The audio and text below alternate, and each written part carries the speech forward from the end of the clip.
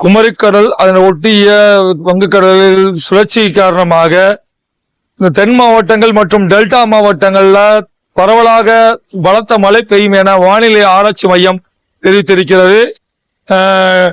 தூத்துக்குடி, திருநெல்வேலி, கன்னியாகுமரி, தென்காசி ஆகிய மாவட்டங்கள்ல red alert விடுக்கப்பட்டிருக்கிறது. மேலும் ராமநாதபுரம், சிவகங்கை, புதுக்கோட்டை உள்ளிட்ட மாவட்டங்கள்ல கனமழை, மிகவும் கனமழை பெய்யும் என வானிலை ஆராய்ச்சி மையம் தெரிவித்திருக்கிறது.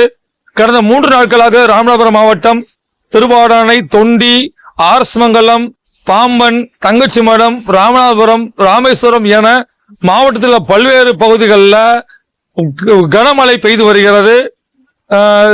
நேற்று இரவு பெய்த கனமழையின் காரணமாக தொண்டி, கன்னியாகுமரி, சென்னை செல்லக்கூடிய கிழக்கு கடற்கரை சாலை, இந்த சாலை இருக்கக்கூடிய பிரதான சாலையில் உள்ள வேப்ப மரம் நள்ளிரவில் சாய்ந்தது. நல்வாய்ப்பாக வாகன ஓட்டிகள் விபத்தில் சிக்காமல் உயிர் தப்பியிருந்தனர். அது தற்பொழுது தொண்டி புதிய பகுதியில் இருக்கக்கூடிய அந்த பகுதியில மழைநீர் தேங்கி குளமாக காட்சியளிப்பதனால வாகன ஓட்டிகள் கடுமையாக பாதிக்கப்பட்டிருக்கிறார்கள்.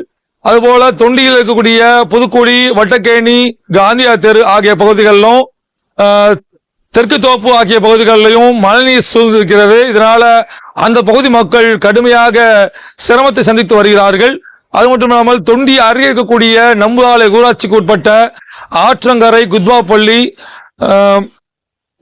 இது போன்ற பகுதிகளில் மழைநீர் சூழ்ந்திருக்கிறது. அந்த பகுதியில் கழிவுநீர் கால்வாய் அமைக்கப்படாததன் காரணத்தினால கழிவுநீரும் மழைநீருடன் இணைந்து செல்வதனால துர்நாற்றம் வீசுவதோடு பல்வேறு தொற்றுநோய் பரவக்கூடிய அபாயத்தில் அந்த பகுதி மக்கள் இருக்கிறார்கள். எனவே இந்த தொண்டி பேராட்சி நிர்வாகமும் நம்புதாலை ஊராட்சி நிர்வாகமும் உடனடியாக நடவடிக்கை எடுத்து மக்கள் நலன் காக்க வேண்டும் என அனைவரும் எதிர்பார்ப்பாக இருக்கிறது.